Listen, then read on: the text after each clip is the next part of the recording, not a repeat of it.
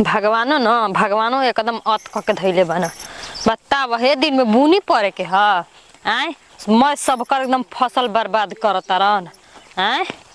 का हो देवर राखे वाली भौजी का कलह हो का कलह तने अब सिकैया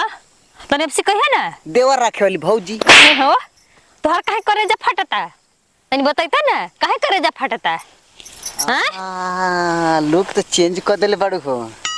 मारदा परहत रह मार के ललकी लिपस्टिक चलत रह अब देवरा पर बलते उठलाली में ओठ पे उठलाली नहीं खे हम उठलाली मारी चाहे ना मारी ओसे का तार मतलब बा तनी बताओ ना तनी 6 इंच मेकअप करत रहलू हमार हम मेकअप करी चाहे ना करी चाहे मारी चाहे मुई चाहे जी ओसे का तार मतलब आ बा देवरा के कमर हमर कुछ हुआ का तू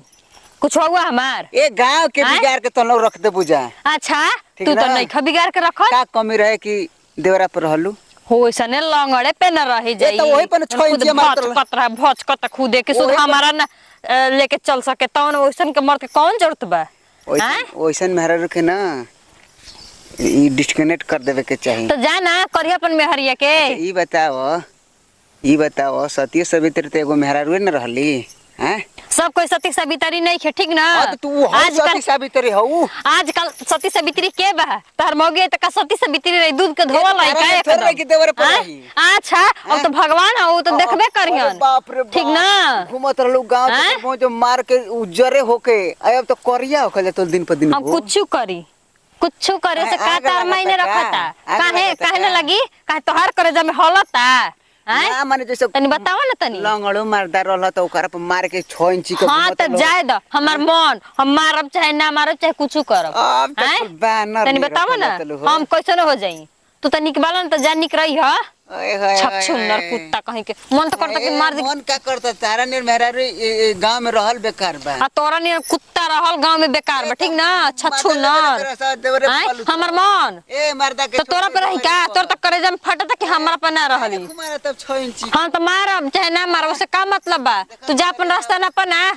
जे तू अपन रास्ता ना प छछुनर कुत्ता कहीं के बताव हम मारी चाहे ना मारी चाहे रही चाहे ना रही ओसे काहे नि के मतलब बा लेकिन गांव घर के जलला बिना तो रहले ना जाला कुत्ता कहीं के आवा जा आज के बात देखो तो हम लोग बढ़िया से हम जवाब देता नहीं कि नहीं होसने लंगड़ पे रही हमर जैसने बना उहे कुल चीज बना हां आवा तन हम मारी चाहे ना मारी उसे का मतलब बहनी करे तबो करे जहनी के फटते रहेला बाप रे बाप मैं गांव घर के बिगाड़ कर रख दी हंस मरद छोड़ के देवर पर वाली सरे बाबू अब देख नहीं तो एगो का 5-6 गो हो गई स हम देवरे पर रहम हाँ मरद पर रहते तो मारत ले लिपस्टिक एकदम ललकी ओ हो आ देवरा पर भइल बस सही बकलोल नियर घूमत ले जौन बात तो हमार देवरे बा अरे मरद से ना सुख मिले ना तो दूसरा से सुख ना मिली वही तरह अब बिना लिपस्टिक के घूमिया जाए देवर पर यहाँ जाए।